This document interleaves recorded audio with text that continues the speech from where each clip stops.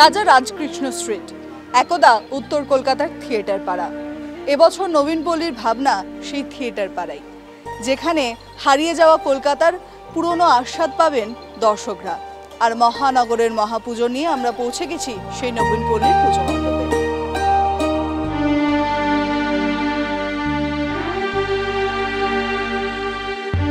এবারে আমাদের হাতিবাগান নবীনপল্লীর ভাবনা থিয়েটার পাড়া।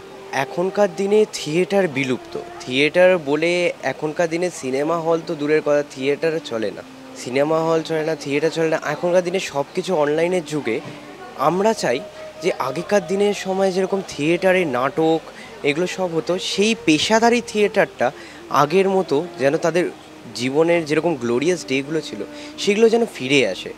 সেই থিয়েটারের জিনিসপত্র যাতে লোকেরা জানতে পারে, সেই ভাবনাটাই তুলে ধরা হয়েছে আমাদের এবারে হাতিবাগান নবীনপল্লীতে। আমাদের মেন পুজো মণ্ডপটা বানানো হয়েছে সরকারিনা, আর বাইরে বানানো হয়েছে রঙ্গনা। মাতৃমূর্তিটা নতি বিনোদিনীর মতনই বানানো হয়েছে, নতি বিনোদিনীর আদলেই আমাদের মাতৃমূর্তি তৈরি।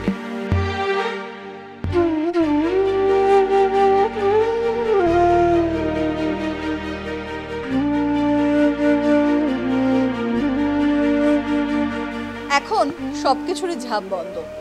এই শহরের গড়ে ওঠা এক একটা থিয়েটার হল অবলুপ্ত অনেক দিন আগে হয়ে গেছে। তবে এই থিয়েটার পাড়া অর্থাৎ হাতিবাগানের রাজা রাজকৃষ্ণ স্ট্রিট, সেখানে এখনো রয়েছে রঙ্গনা আর সরকারিনা, যার ভগ্নাবশেষ এখনো মনে করায় সেই সমস্ত ঐতিহাসিক দিনগুলোকে, যেই ঐতিহাসিক দিনে এই থিয়েটার পাড়া একেবারে জমজমাট থাকতো। কারণ মানুষের বিনোদনের অন্যতম মাধ্যমই ছিল এই থিয়েটার। তাই আগামী প্রজন্মের কাছে সেই থিয়েটারকে আরও বেশি উজ্জ্বল করে তোলার জন্য এবছর নবীনপল্লীর ভাবনা থিয়েটার পাড়া, যেখানে নটি বিনোদিনীর আদলেই যেন তৈরি মাতৃমূর্তি। এক অনন্য ভাবনা পুজো মণ্ডপ জুড়ে, যেখানে এলে সেই পুরনো দিনের শিল্পীদের দেখা পাবেন দর্শকরা। তাদের মনে হারিয়ে যাওয়া বিভিন্ন মানুষের প্রতিচ্ছবি ফুটে উঠবে এই পুজো মণ্ডপকে ঘিরে।